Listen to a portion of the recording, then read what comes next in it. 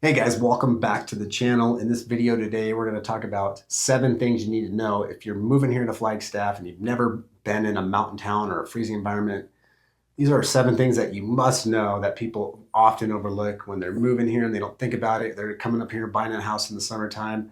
When temperatures start to change, these are just some things that you want to think about. So we thought we'd make a quick video and give you guys a little bit of insight on these 7 things. And so Ashley, why don't you just, let's go through the list and let's talk about it.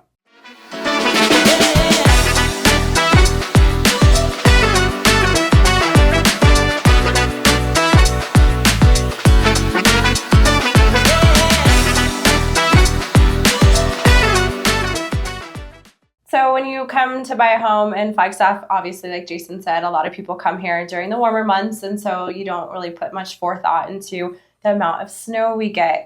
We are actually one of the top snowiest cities in the country. So it's just good to be prepared to kind of know what you're going to expect in the winter. A big thing to look for is a north-facing driveway. Avoid a north-facing driveway.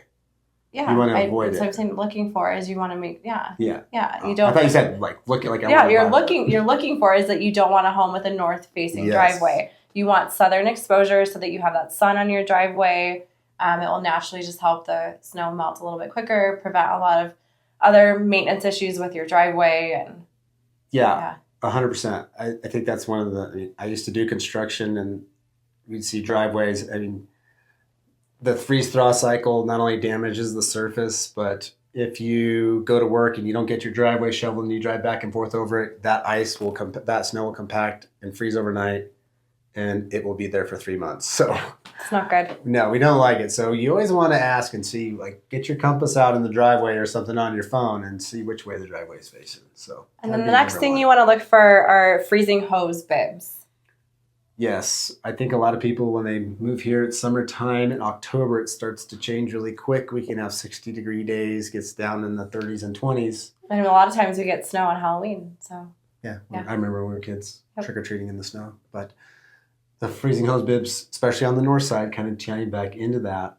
People will leave their hoses hooked up, and often the water won't drain all the way out, and it'll freeze back in. And sometimes, especially in some of the older homes that don't have the newer hose bibs that have the anti-siphon technology, they'll freeze out. So it happens. I mean, that first freeze of the year, hose bibs, plumbers get busy around that time. So you want to make sure you unscrew your hose and check your hose bibs definitely every fall. Which kind of just leads into, frozen irrigation lines too. You need to be really cautious about that as well.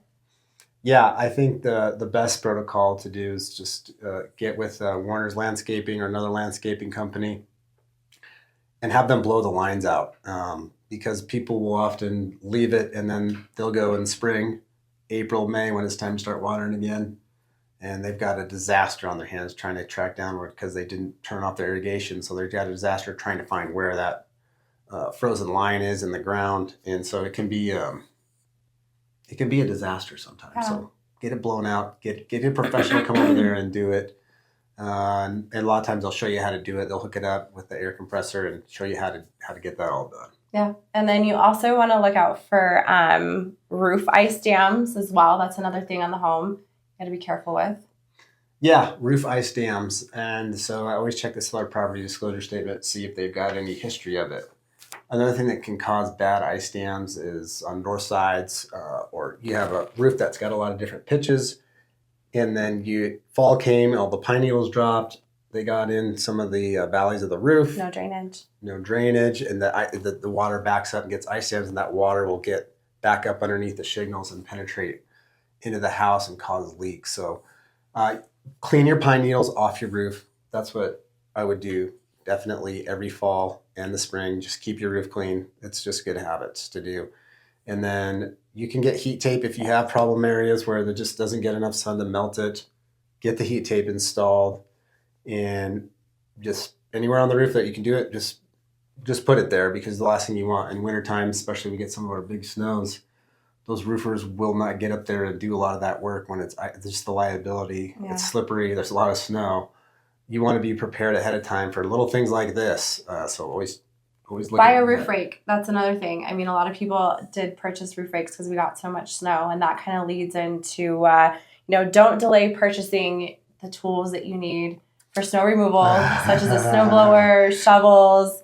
They go fast here. So that one is such an overlooked small thing. I feel like people think they'll just wait till it snows. They'll go to Home Depot. We'll go get a shovel. I can't tell you how many times the first snow in Flagstaff, the entire town, and this is from years of construction, we needed snow shovels, shovel jobs off. There would be no place in town that would have snow shovels, and you'd be out of snow shovels for up to 5 days. You have to go borrow your neighbors.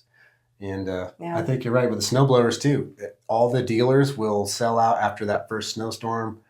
So you want to kind of get your ducks in a row. Hopefully you can buy a house where they include the snow blower. Yeah. But you want to start thinking in October about a lot of these things, because if you're coming from a climate that's your desert and you're not used to the seasonal change, these are just little items that you just kind of want to check off the box and make sure that you've completed. Yeah. I mean, if you're used to not having winter and no seasons, you're definitely going to want to be prepared. And that comes too, you want to make sure that your heating system is efficient in your home, because you don't want to be without heat in the middle of winter. So yeah, I think a lot of people really neglect that. They don't change their air filter out. They don't turn their furnace on. It's been sitting since summer. It's been 6-8 months since they've turned on their furnace, and they end up with some problems. It just, as things don't work in a house and they're not moving and they're not constantly running, they actually just, things break, switches go bad, things like that. Get your ductwork clean. Get somebody over to service that. Make sure you've got air filters to change. Go buy a couple, 3 to 6 pack, so that every month or two you can change out that furnace air filter in the wintertime to keep that heat running efficiently all winter long without any issues. Because the last thing you want to do is get stuck in a big snowstorm and not be able to use your heater, and then you're dealing with freezing pipes and all sorts of problems, especially if you have a family. Yeah, and then the next thing is just checking the structural considerations for snow load with a home that you purchase. And that's true. We have seen. I mean, we've dealt with some major snows in the past here. Withstood a lot, but there have been some roofs that have collapsed. Especially, I really say focus on the manufactured homes. They are not rated quite as high as a traditional stick-built house. Ask about it. Ask if the seller's has any disclosure about it. Just keep an eye on it. And I think Ashley talked about keeping a roof rake's never a bad idea.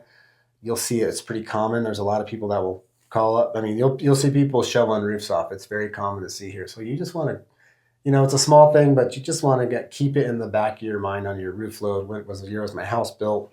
What are the spacing on the trusses? Are those 24, 16 on center? Just little things like that that'll make a big difference. Same with decks and balconies. You want to make sure that you're removing snow, because it gets really, really heavy. So you want to just make sure that you are going to be able to shovel that off. I think we laugh about it because personal experience. The last 2 homes we built on our second story off of our masters, it's ironic. They both faced north. And when we had quite a couple feet of snow on it, and it was ice packed, heavy, and not fun, and shovel it into the north side of our backyard, and we had snow there till spring. So guys, I hope these tips help. If you guys are thinking about making a move to Flagstaff, you got any questions at all, our contact information is below. Call, text, email us, whatever you guys want to do. We just want you to know we got your back when it comes to moving here to Flagstaff. We're your go-to team, and we'd love to hear from you.